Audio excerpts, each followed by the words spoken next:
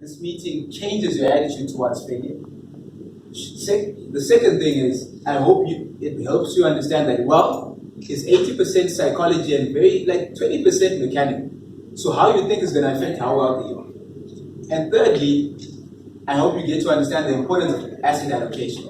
And fourthly, I hope you leave here with the tools to be able to calculate what financial security is for you, and you can actually put it down to a figure. All right. So some of these papers in front of you are exactly that. So I'm going to hopefully run through these stories so that we can get to the good stuff. Because I love it when people come and talk to us and motivate us, but I think it's always good if you leave the room with something tangible. So I hope at the very least you leave this room knowing what financial security means for you. If I can achieve that, then I've succeeded in my mission. So Karl Eller is this cool dude who starts working in 1952 in outdoor advertising.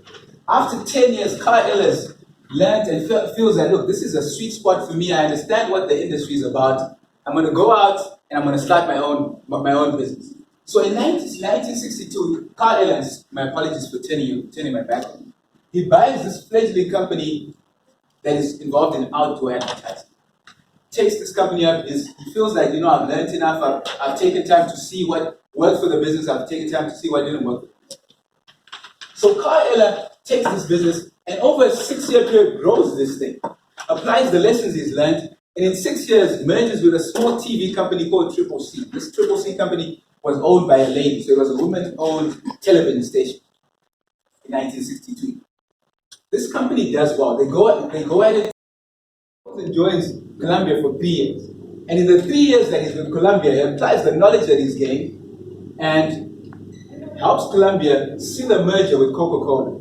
At this particular point in time, this guy has done well. He's applied his knowledge, he's learned the lessons he needs to learn. He knows the industry back to front because he's in an industry he knows very well. Like a lot of you in this room are in industries you know very well. And the more time you specialize, like I was chatting to the gentleman in the back, the more time you specialize in your industry, you know what works, what doesn't work. And the more you understand your industry, the better you can get, especially if you remain focused on things you're good at. So this guy is so good. In 3 years, helps through this merger with the money he's made from the sale of his first business. This guy's worth $500 million in 1983. Million US dollars in 1983. This guy is loaded. So he says, look, I've earned enough to retire. He's got that financial freedom. He doesn't need to work. If you put that money in a bank account, just the interest alone would be good, right? So this guy sits, goes on holidays, gets bored. Because one of the things that you learn if you speak to anyone who's wealthy is that it's not about the money at the end. Because even if you've got the money, you're going to get bored just sitting at home. There's so many holidays you can go to. There's so many fancy drinks you can drink and so many suits you can wear. You want to get back into the grind and feel like you're part of something. You've got a challenge or a vision that you're pursuing. So this guy then thinks, let me try something else. 55 years, worth $500 million. Let me try something else. I think I can apply my knowledge to a different industry and still succeed. I'm going to move on to the next. $500 million into this business and says, I'm going to turn it around. It's going to be this big thing in 5 or 6 years. This guy achieves it.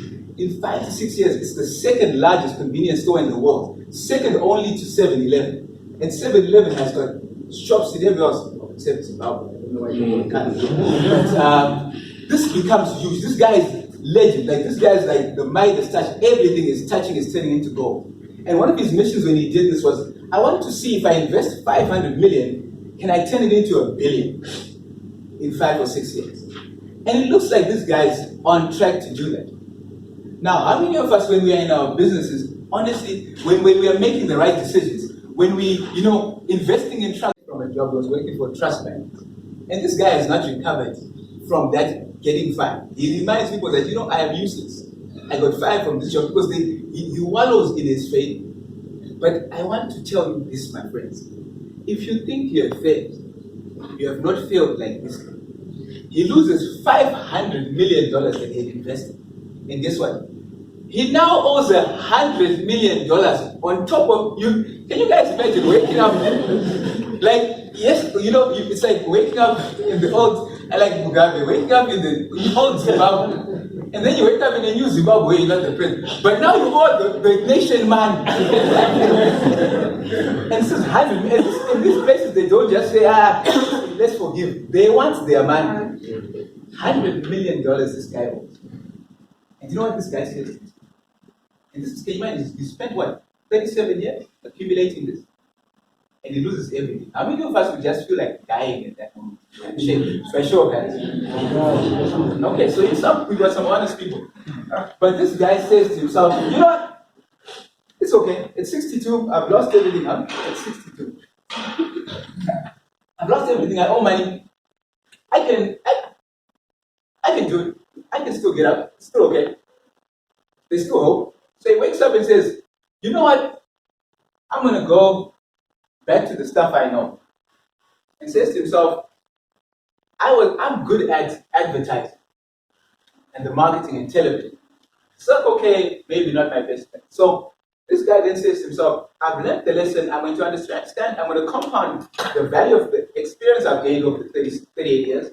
You see, he lost money, but he did not lose the 38 years or 37 years of the experience he gained on running business. You guys get that? So you may lose money, you may fail in one business, but you never lose the value or the experiences you've learned from those businesses. And if you understand, if you look at that not as failure but as learning, that changes your world. So this guy had that attitude of I learned, not I failed. And this guy then moves back to his hometown and look.